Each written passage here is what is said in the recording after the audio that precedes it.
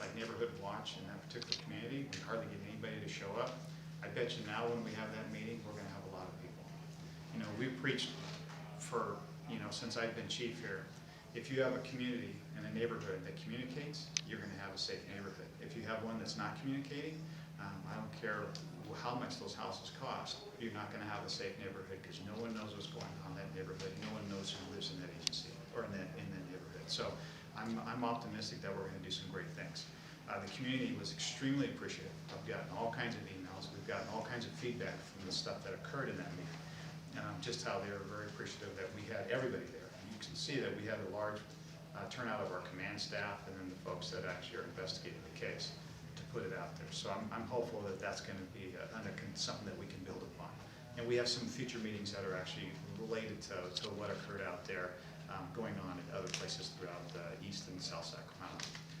Is our relationship with the community, making sure that that goes in a positive direction so that we build upon it. And we've got a lot of work done there, but if you look at people that are coming to council and wanting to complain about what we're doing, so it's building on that. It's making sure we communicate better. It's making sure we have better relationships. The second one is making sure that our officers, that we have an organization that can pay to keep the officers here. The last thing, we've already got a lot of officers that are leaving. The last thing we want to do is have something where people start leaving this organization and going elsewhere. Because I got to tell you that officers that leave this one are highly sought after. We got people trying to pick us apart when it comes to officers to go into other agencies, and we need to retain them here. Now, I could sit there and go right down the list talking about diversifying our organization and everything else that we have, but those two right now are probably the biggest ones that are impacting our organization, our ability to deliver quality service. We can always get better when we reach out to our different communities.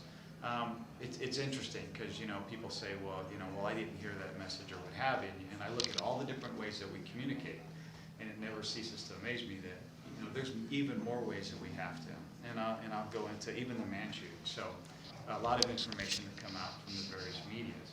Yet, 2 days after, we'd sat down with the community, and they really hadn't heard anything. They didn't know that we put information out. The only thing they had was rumor, because they weren't following some of the traditional media. So, we started having discussions internally here that, we need to make some of these things that we do now probably institutionalized. So when it comes to having a major event is to actually just go right into community meeting mode. A lot of times we think that if we get with the media and we put it out on all the TV stations that we have, we put it out to Sacramento Bee, we put it on the radio, we go out with social media, and then we arm our people with information that should cover it, because we put out nextdoor.com and all the other stuff, and we still find out that there's still lots of gaps where people do not get information from any of those sources, and sometimes it's just good old-fashioned face-to-face is the best way to be able to get that message out. So, do you think that the video from police is ever going to be released? I think at some point it will be released. I'm not saying that it won't be released, but it's about timing of when the actual video goes out. And it's just like any video we have. You don't see us taking a robbery series, if we got a suspect in custody and just playing that over and over in the media, when it's a situation you're talking about adjudicating something.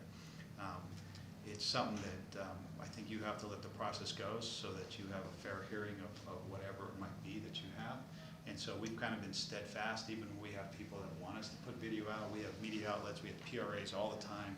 I don't care if, that you see some agencies across the United States, the greatest pursuits and all that stuff. We don't participate in that. I think that, there's a lot of voyeuristic stuff that really doesn't show our society very well. It doesn't show our communities well. And, in video in general, I put it out there before, and I had a nice conversation with Ed Fletcher over that had to do with that I get real concerned that it potentially could inhibit people from wanting the police to be there because they don't want the police coming into their their residence or their home or what have you, because they know that video is going to be out there. I feel sorry for communities like Seattle because they have it all online. And, I'm really not sure, and I guess it'll all play out at some point if they can ever determine if they have an underreporting for crimes. I just hate to show people when they're at their worst on TV, or in the media, or I see it all the time on Facebook where people like to put that stuff when people are absolutely at their worst and they're showing them there. I just think that just doesn't play well for our society in general. At the same time, it might also appease some of the concerns out here, though. Yeah, and you know what? It's kind of like being a referee in the game. Nobody likes the referee, right? But they want the game to continue. And so that's our job, and sometimes people don't understand why we do certain things. It'd be like me taking a person that maybe is wanted for child molester, right? And everybody wants to beat that person up. It's my job to make sure that they're safe, that they're always safe, and that they can make it and actually have their day in court, regardless of what everybody feels. And so as part of this is that there's a process here with the DA's office. We have to make sure that the DA can do a fair and impartial review of the case, and part of that is that they have all the information, and it's not something that you have, public wants to have, this is the outcome. Because if you don't know the law, if you don't know, policy or those type of things, it becomes very hard to make a judgment on something other than what you see. It's also just a snapshot. A video tells one little component of it, and it doesn't tell the whole thing. So when we have the video, I think it'll be important to make sure that the whole story is told.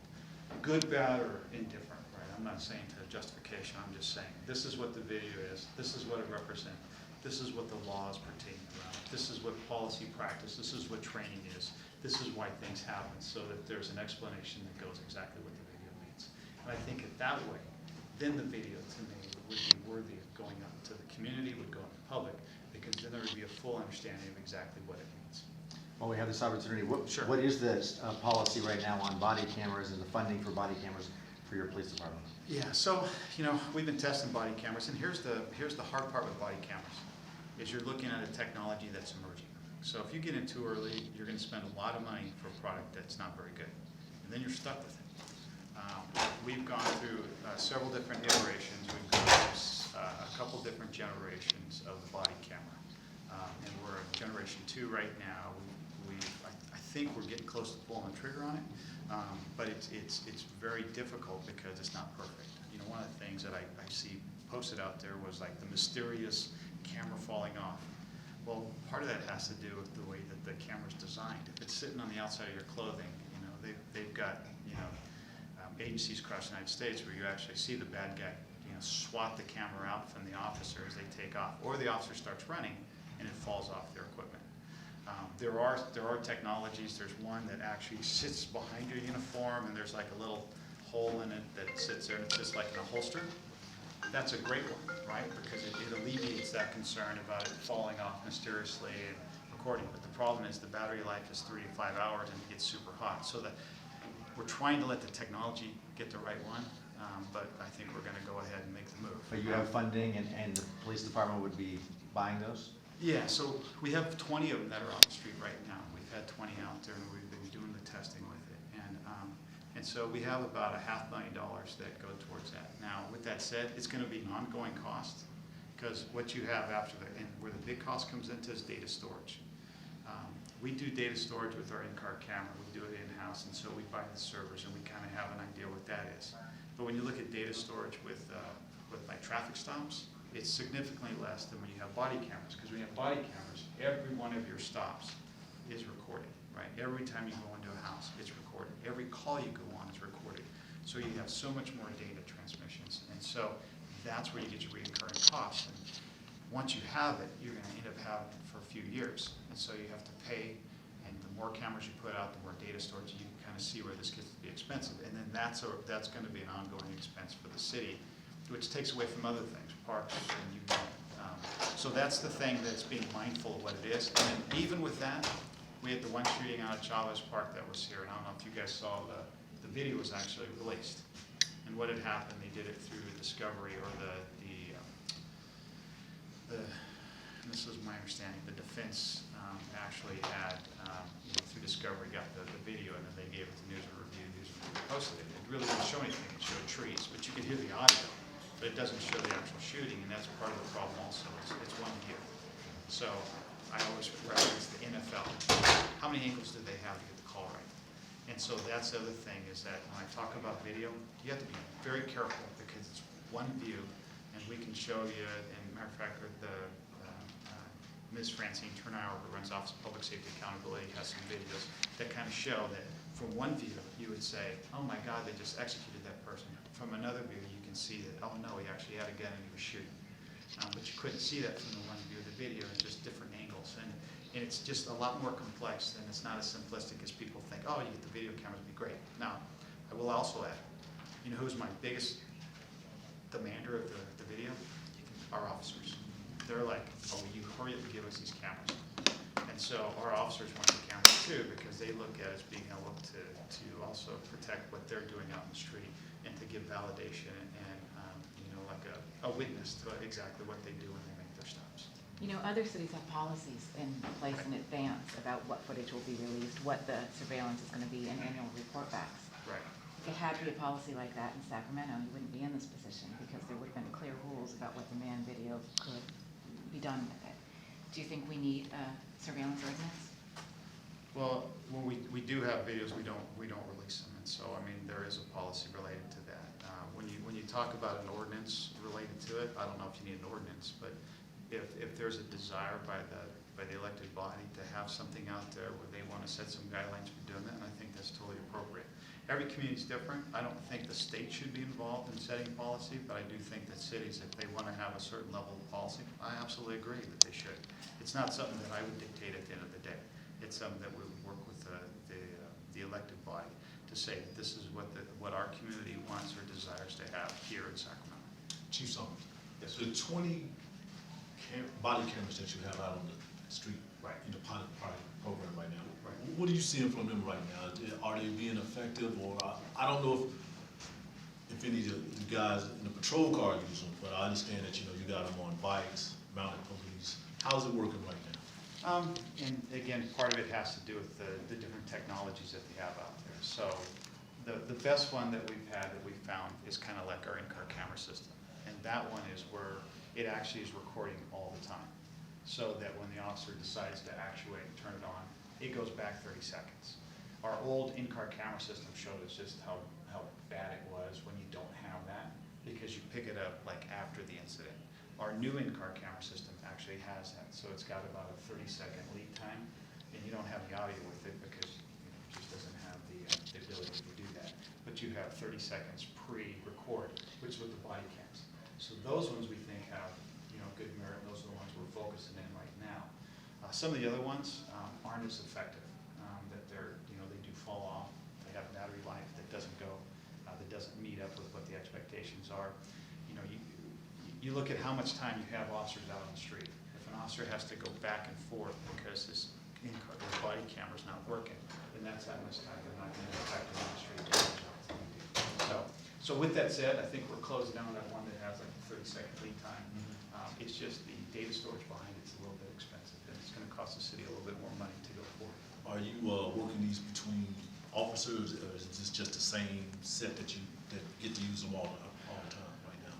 Well, initially we were kind of doing different officers, but then we started thinking that it'd probably be smarter to have the same officers do it so that they can do a real evaluation.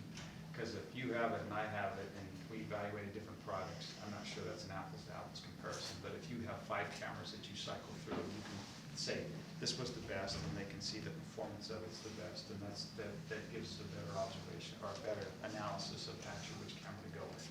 So I think we're optimistic, and you'll probably see us pull the trigger on that or make a decision this year on that one. And as to policies, we also do have an in-car camera policy and a body camera policy that we do have in place right now. But it does require a PRA to get it.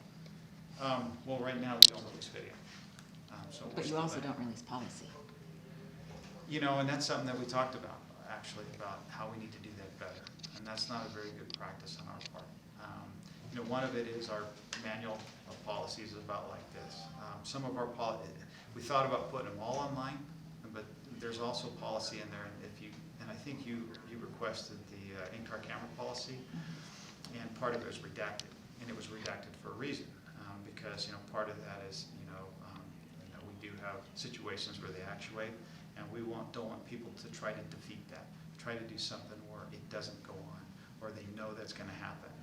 And could it be a variety of reasons? Yeah. Do we want people in the backseat because we're trying to get a statement or trying to find out, something along those lines? Yeah. That's part of the stuff that we do. If we can record and get a statement to solve a crime, then that's exactly what we want to do. But with that said, I think that we need to go through our policies, and there's a lot of ones that we have that don't require that kind of vetting, don't require those kind of redactions because there's not a safety concern or a tactical concern. And those ones we should have online, and we should be doing a better job so you don't have to do a PRA to get those policies.